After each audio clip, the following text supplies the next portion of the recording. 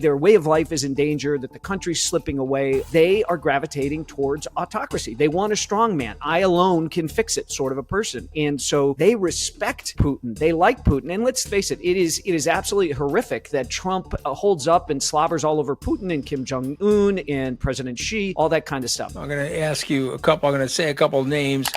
You tell me friend or foe. Ready? Okay. Vladimir Putin, friend or foe? Foe, 100%, no question. Okay. So why are all these Republicans so sympathetic to him then?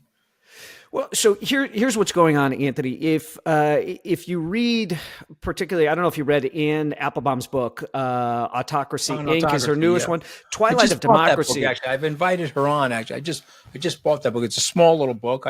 I saw it in Barnes and Noble. I purchased it. I haven't read it, but go ahead.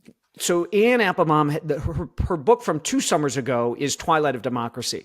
So when you look at the Balkans and other places that have slipped into ethnic strife and conflict, what you find is that the one group that had been dominant, that had been the all-powerful group, as they start to slide into minority, they fight back.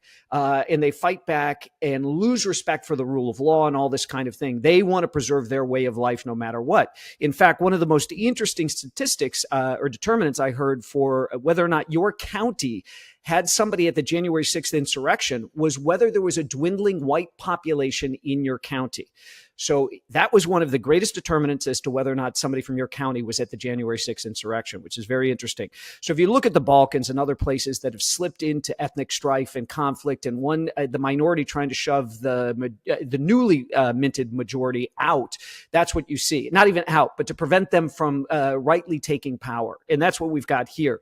So now with these people who feel their life is their way of life is in danger, that the country's slipping away, all of that kind of stuff, they are gravitating towards autocracy. They want a strong man. I alone can fix it sort of a person. And so they respect Putin. They like Putin. And let's face it, it is absolutely horrific that Trump holds up and slobbers all over Putin and Kim Jong-un and President Xi, all that kind of stuff. So that's where a lot of that nonsense is coming from. Applebaum believes he does that because he wants to be them. Do you think that's the case?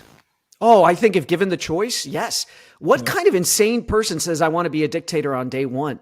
What kind of American citizen who appreciates the founding documents, the founding of this country, what America stands for? Right. Who would even, can you imagine Reagan making a joke like that?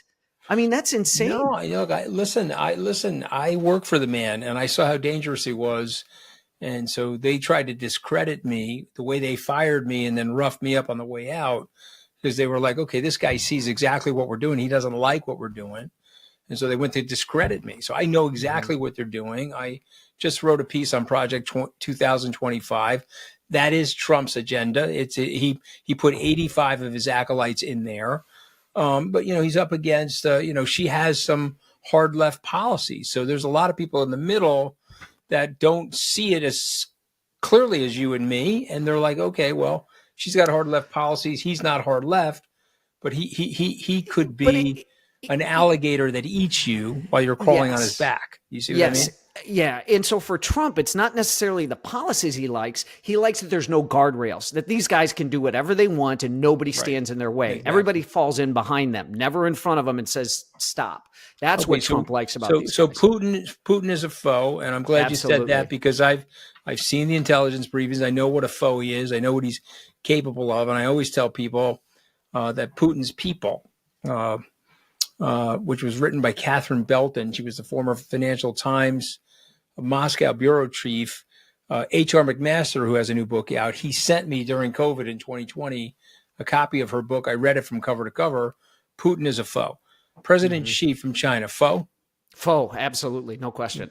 Yeah. I mean, listen, this is one of the things with the populist agenda and kind of the American First crowd is they don't want America to project power or be involved in other nations, but they still want America to be number one. Those two are mutually exclusive. You can't sit behind your oceans and be number one. If we step off the world stage, Xi and China are going to step into that power vacuum. They are already doing it with the Belt and Road Initiative and have been up to it for decades. I think it's over 20 years now. So you can't have both. You can't be isolationist and number one. It just doesn't work that way. Okay. Let's keep going.